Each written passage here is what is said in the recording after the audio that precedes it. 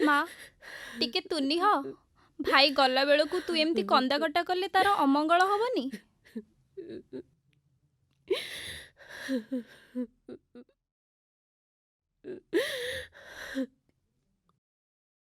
ଆସୁଛି ମା।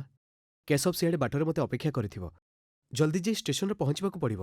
କୋଇଲି ଲୋ କେଶବ ଯେ ମଥୁରାକୁ ଗଲା, ଗଲା ବୋଲି ପୁତ୍ର ଆଉ ବାହୁଡ଼ି ନଇଲା।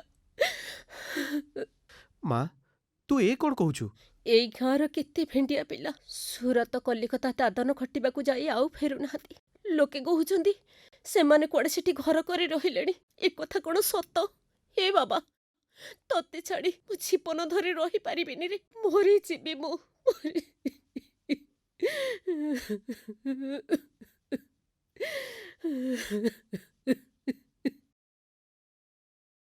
ଭାଇ ମୁଁ ବାହା ହେବିନି।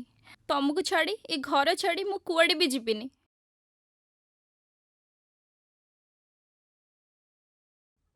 ଆଲୋ ସୁଭି, ତୋ ମୁଣ୍ଡରେ ଟିକେ ବାହା ମୁକୁଟ ଦେଖିବା ପାଇଁ ମୋର କେତେ ସପନ।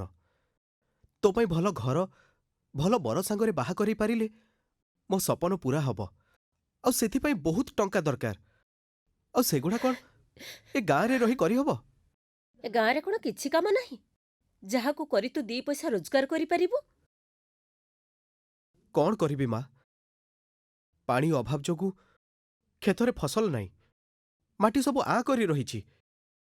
ଠିକ୍ ସମୟରେ ବର୍ଷା ହଉନି କି କୋଉଠୁ ଟିକେ ପାଣି ଆଣି ଜମିରେ ମଡ଼େଇବାକୁ ସୁବିଧା ନାହିଁ। ହେଲେ ବାବା, ତୁ ବ୍ୟସ୍ତ ହନା ମା। ଦେଖିବୁ, ମୁଁ ସୁରତରୁ ଫେରିବା ପରେ ଆମର ଏ ଅବସ୍ଥା ବଦଳିଯିବ। କିଛି ପଇସା ହେଇଗଲେ ମୁଁ ଏଠି କିଛି ଗୋଟେ ବିଜନେସ୍ ଆରମ୍ଭ କରିଦେବି। ତାପରେ ତତେ ଛାଡ଼ି ମୁଁ ଆଉ କୁଆଡ଼େ ବି ଯିବିନି। ସୁଭି, ବାପା ମାଙ୍କ ଦେଖାଶୁଣା କରିବୁ। ତାଙ୍କ ଖିଆପିଆ କଥା ଠିକ୍ ଟାଇମ୍ରେ ବୁଝିବୁ। ଆଉ ମଝିରେ ମଝିରେ ମୋତେ ଫୋନ୍ କରିବୁ। ହଉ ଭାଇ।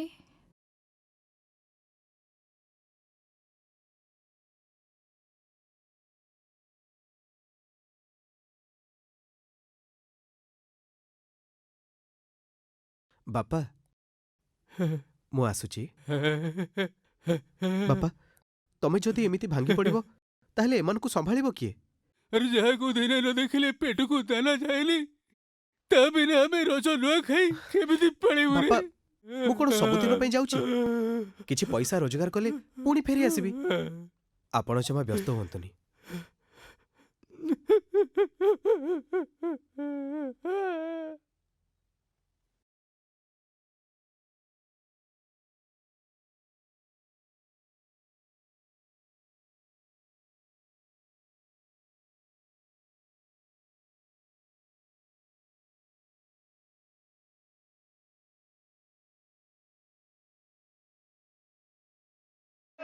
आ रही है। Your attention please. Train number 5852 Visakhapatnam Raipur. ଆରେ କ'ଣ ହେଲା? ଏତେ ଡେରି କାହିଁ ଗଲୁ? ମା ଓ ସୁଭଦ୍ରା ଦୁହେଁ ବହୁତ କାନ୍ଦୁଥିଲେ। ସେମାନଙ୍କୁ ଛାଡ଼ି ଯିବାକୁ ମୋର ଜମା ବି ଇଚ୍ଛା ନାହିଁ। ତୁ ଜୀବନରେ କେବେ ବି ମଣିଷ ହେଇପାରିବୁନି। ଘର ଘର ହୋଇ ଏଇଠି ମରିବୁ। ଆରେ ଗାଁ ପରିବାର ନ ଛାଡ଼ି କିଏ କ'ଣ କେବେ ବଡ଼ଲୋକ ହେଲାଣି? ହଉ ହଉ ଚାଲ ଚାଲ, ଆସ ଆସ। ମଉସା ନମସ୍କାର ନମସ୍କାର। ମଉସା। ନମସ୍କାର ନମସ୍କାର। କିରେ କ'ଣ ଏସବୁ କ'ଣ ବେଗ୍ ପତ୍ର ଧରି କୁଆଡ଼େ? ସତ କଥା ହେଲା ମଉସା, 2 ପଇସା ରୋଜଗାର ପାଇଁ ଆହା। ସୁରତ ବାହାରିଛୁ। ହଁ ମଉସା, ଏଠି ତ କାମ ନାହିଁ। ତାପରେ ବର୍ଷ ବର୍ଷ ଧରି କ୍ଷେତରେ ଫସଲ ବି ହେଉନି। କେତେବେଳେ ସମୟରେ ବର୍ଷା ହେଉଛି ତ କେଉଁ ସମୟରେ ଦରକାର ଠାରୁ ଅଧିକା ବର୍ଷା ହେଉଛି। ଏଠି ପାଣିପାଗର କିଛି ଠିକଣା ବି ନାହିଁ। ଆଉ ଏଠି ନଈ କେନାଲର ବି ସୁବିଧା ନାହିଁ। ଆଉ କ'ଣ କରିବୁ ମଉସା? ସେଥିପାଇଁ ବାଧ୍ୟ ହୋଇ ଆମେ ସୁରତ ବାହାରିଛୁ। ଏଇଥିପାଇଁ ସୁରତ ବାହାରିଛ? ବୋରୱେଲ୍ ବିଷୟରେ କିଛି ଶୁଣିଛ? ସେଇଟା କ'ଣ ମଉସା? ଆରେ ବୋରୱେଲ୍ ହେଉଛି ଗଭୀର ନଳକୂପ ଦ୍ୱାରା କ୍ଷେତକୁ ପାଣି ମଡ଼େଇ ଚାଷବାସ କରିବା। ଜାଣିଲ? ମଉସା, ଆପଣଙ୍କ କଥା ଠିକ୍ ଯେ, ହେଲେ 2 ଓଳି 2 ମୁଠା ଭଲରେ ଖାଇବାକୁ ନାହିଁ। ଆଉ ଏତେ ଟଙ୍କା ଖର୍ଚ୍ଚ କରି ବୋରୱେଲ୍ କୁଆଡ଼ୁ କରିବୁ ମଉସା? ଏସବୁ ବଡ଼ ଲୋକଙ୍କ କାମ ମଉସା। ଏଇ ଝିଞ୍ଝଟରେ ଆମକୁ ଆଉ ପୁରାନ୍ତୁନି। ଆମେ ସୁରଟ ବାହାରିଛୁ, ଆମକୁ ଯିବାକୁ ଦିଅନ୍ତୁ। ଆରେ ମୁଁ କ'ଣ ଯିବାକୁ ମନା କରୁଛି? ଯାଉନ। କିନ୍ତୁ ଏସବୁ ବଡ଼ ଲୋକଙ୍କର କାମ, ଏକଥା ତମକୁ କିଏ କହିଲା? ଆରେ ଏସବୁ ତମେ କଲେ ବି ଭଲ 2 ପଇସା ରୋଜଗାର କରିପାରିବ। ବୁଝିଲ?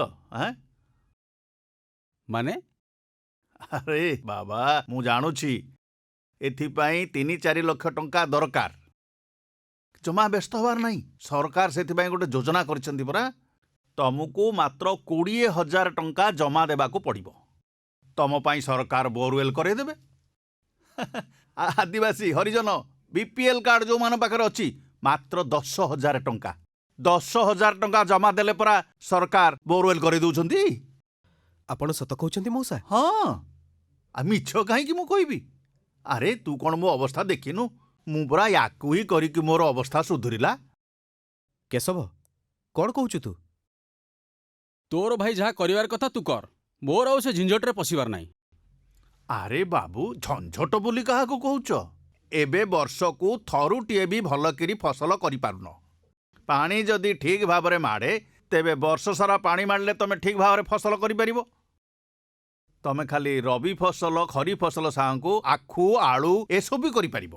ଯଦି ବର୍ଷକୁ 12 ମାସ ତମର ଫସଲ ହବ ତାହେଲେ ତମର ଅବସ୍ଥା ସୁଧୁରିଯିବ କି ନାହିଁ? ସୁଧୁରିବ ନା?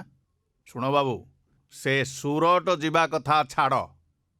ଏଇ ଭିଟା ମାଟିରେ ରହି କେମିତି ଚାଷବାସ କରିବ ସେ କଥା ଚିନ୍ତା କର। ବୋରୱେଲ୍ ତମକୁ କେମିତି ମିଳିବ ଆଉ ପଞ୍ଜୀକରଣ ସେ କେମିତି ହବ ସେ ବ୍ୟବସ୍ଥା ମୁଁ ତୁମର କରେଇଦେବି। ତମମାନେ ଖାଲି ହଁ ଭରିଲେ ହେଲା। ମଝି ନଈରେ ଭାସି ଯାଉଥିବା ଲୋକ କୁଟାଖିଅକୁ ଆଶ୍ରା କରେ ମଉସା। ଆଉ ଆପଣ ତ ଆମକୁ ଜାହାଜରେ ବସାଇବାକୁ ଯାଉଛନ୍ତି। ମୁଁ ଆଉ ସୁରଟ ଯିବିନି ମଉସା। ମୁଁ ଏଇଠି ରହିବି, ବୋରୱେଲ୍ କରି ହଳ ଲଙ୍ଗଳ ଧରି କ୍ଷେତରେ ସୁନା ଫଳେଇବି। ଆଉ ମୁଁ ମୋ ମା, ଭଉଣୀ ମୁହଁରେ ହସ ଫୁଟେଇବି। ଠିକ୍ ଅଛି, ତୁ କାଲି ମୋ ଘର ଠିକ୍ ଆସିବୁ। ମୁଁ ତୋତେ ବାଟ ବତେଇଦେବି କେମିତି କ'ଣ କରିବୁ ହେଲା। ଆଜ୍ଞା। ଚାଲ ଚାଲ ଚାଲ ଯିବା। ଆରେ ରହ। କାହ୍ନା, ତୋତେ ଆଗରୁ କହିଥିଲି, ଆଜି ବି କହୁଛି, ତୁ ଜୀବନରେ କେବେ ବି ମଣିଷ ହେଇପାରିବୁନି। ତୁ ଏ ଗାଁ ମାଟିରେ ମାଟି ହେଇ ତୋ ଜୀବନଟା ହିଁ ମାଟି ହେଇଯିବ। ତୁ ଏଠି କ୍ଷେତରେ ସୁନା ଫଳଉଥା, ମୁଁ ଯାଉଛି। ଆରେ ଶୁଣ କେଶବ, ଏ କେଶବ।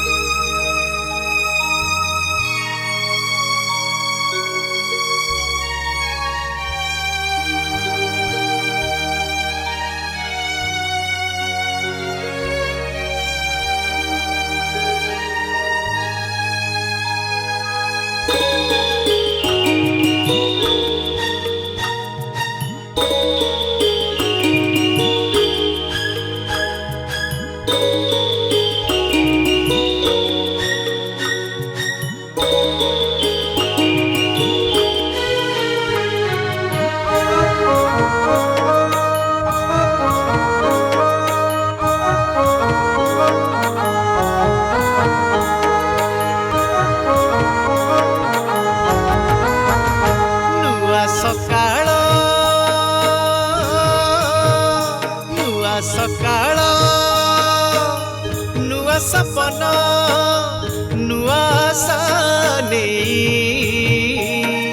ମୋ କ୍ଷେତକୁ ବୋରୱେଲ୍ ଆସିଛି, ମୋ କ୍ଷେତକୁ ବୋରୱେଲ୍ ଆସିଛି।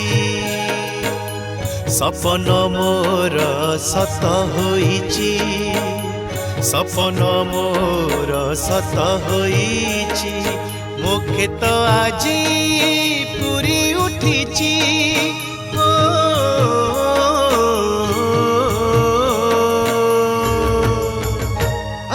ମୋ କ୍ଷେତକୁ ବୋରୱେଲ୍ ଆସିଛି, ମୋ କ୍ଷେତ ଆଜି ପୁରି ଉଠିଛି।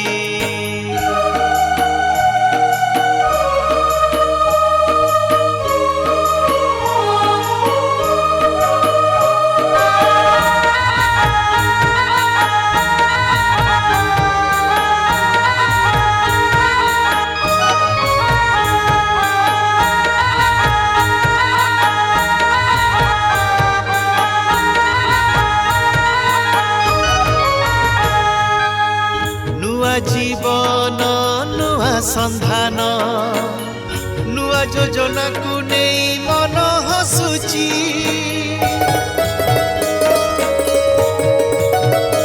ও নূয়া জীবন নূয়া সন্ধান নূয়া যোজনাକୁ নেই মন হসুচি। ମୋ ক্ষেতরে আজি সুনা ফলিছি ମୋ ক্ষেতরে আজি সুনা ফলিছি ମୋ স্বাভিমান মানভিমান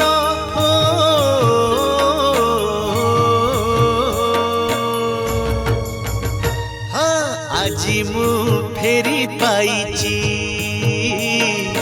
ମୋ ক্ষেতকু ବୋରୱେ ଆସିଛି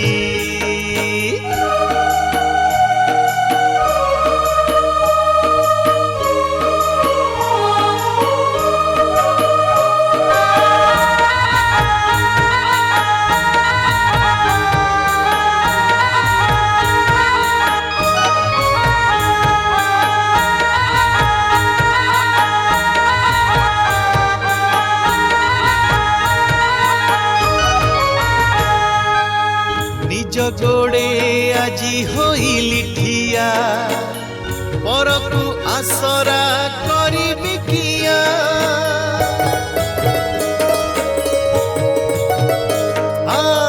নিজ গোড়ে আজি হইলি ঠিয়া পরকু আসরা করিবি কিয়া সপন আজি সত হইছি সপন আজি সত হইছি ମୋ ସୁନା ସଂସାରେ ହସର ଜୁଆର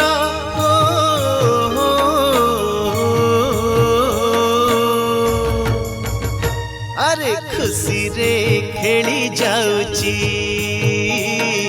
ମୋ କ୍ଷେତକୁ ବୋରୱେ ଆସିଛି ମୁଁ ଖୁସିରେ ନାଚି ଯାଉଛି ମୋ କ୍ଷେତକୁ ବୋରୱେ ଆସିଛି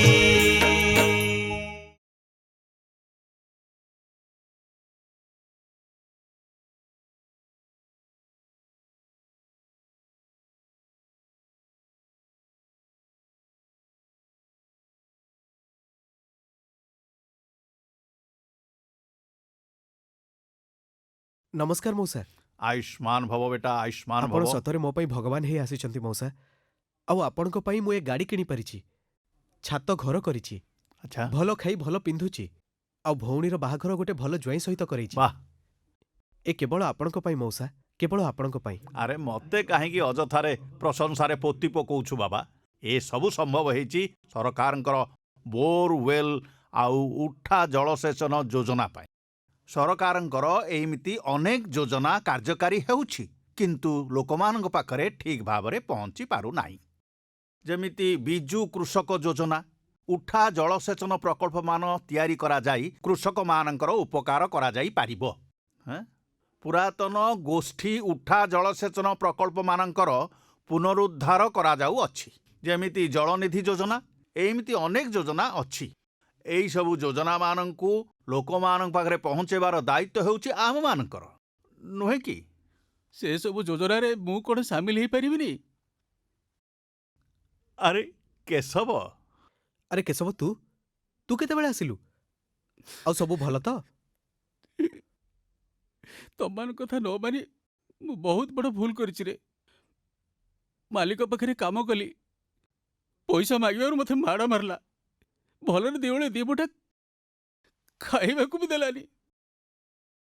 କାଳେ ଲୁଚିକି ପଳେଇ ଆସିବି, ଲୋକ ଜଗେଇ ରଖିଲା। ମୁଁ ଲୁଚିକି ପଳେଇ ଆସିଛି ରେ। ନ ଆସିଥିଲେ ସେ ମୋତେ ମାରି ଦେଇଥାନ୍ତା ରେ। ତୁ କାନ୍ଦନା, ମୋ ଭାଇଟା ପରା। ତୁ ଜମା କାନ୍ଦନା। ଯାହା ହେଇଗଲା ହେଇଗଲା। ଏବେ ବି ସମୟ ଅଛି। ଏଇଠି ରହି ଆମେ ସୁନା ଫଳେଇବା ଆଉ ରୋଜଗାର କରି ସଞ୍ଚୟ କରିବା। ଆମ ସରକାର ଆମ ସାଙ୍ଗରେ ଅଛନ୍ତି। ଡିପ୍ ବୋରୱେଲ୍ ଆମ ସାଙ୍ଗରେ ଅଛି।